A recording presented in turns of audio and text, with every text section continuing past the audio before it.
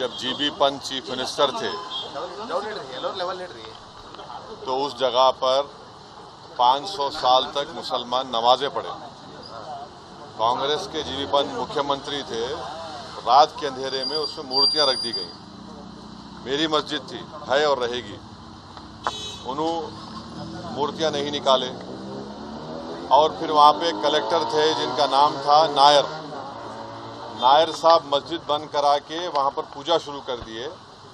और 1950s में नायर साहब जनसंघ के पहले मेंबर ऑफ पार्लियामेंट बने। फिर 1986 में लॉक्स खोले गए, बगैर मुसलमानों को सुने।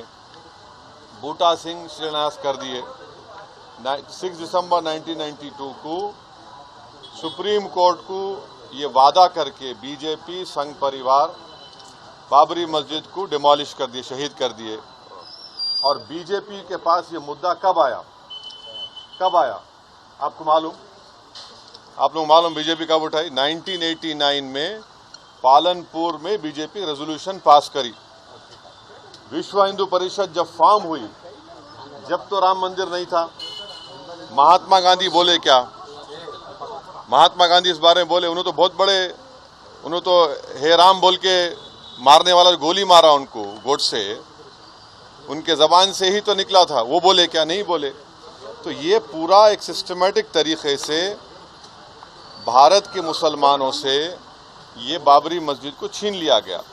सुप्रीम कोर्ट का यकीनन फैसला है। सुप्रीम कोर्ट हमारे मुल्क की आखिरी एपेक्स कोर्ट है। टाइटल सूट था, तो टाइटल सूट में सुप्रीम कोर्ट ने ये कह दिया कि फेथ की बुनियाद पर हम ये जगह मुसलमानों को नहीं दे सकते।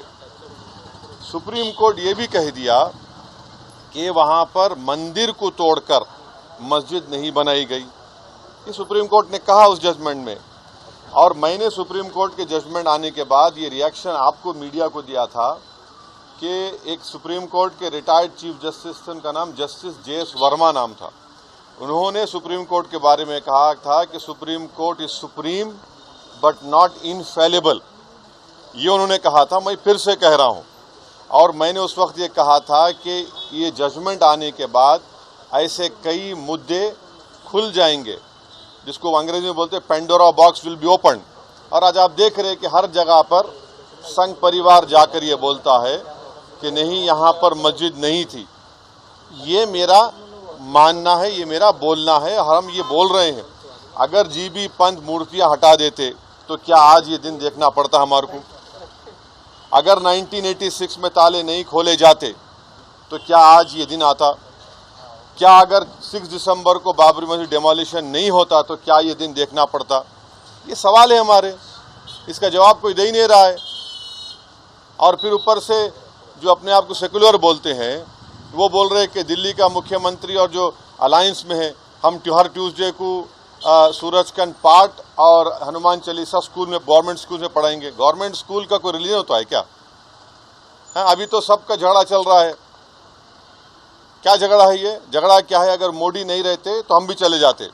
हम उन सब से पूछ रहे कि बताओ, ये जो मैं बातें कर रहा हूँ, 3 इंपॉर्टेंट इंसिडेंट्स बोल रहा हूँ। जीबी पंत जब चीफ मिनिस्टर थे 1986, 6 दिसंबर 1992, इस पर क्या बोलना है आप लोगों का? बोलो।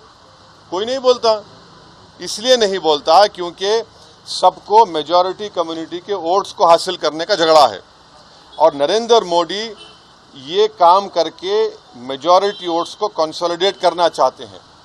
और इससे एक पैगाम दे रहे हैं भारत के मुसलमानों के कि आपका भारत की पॉलिटिक्स में आपका क्या मुकाम है, आपकी प्लेस क्या है, ये बताया जा रहा है।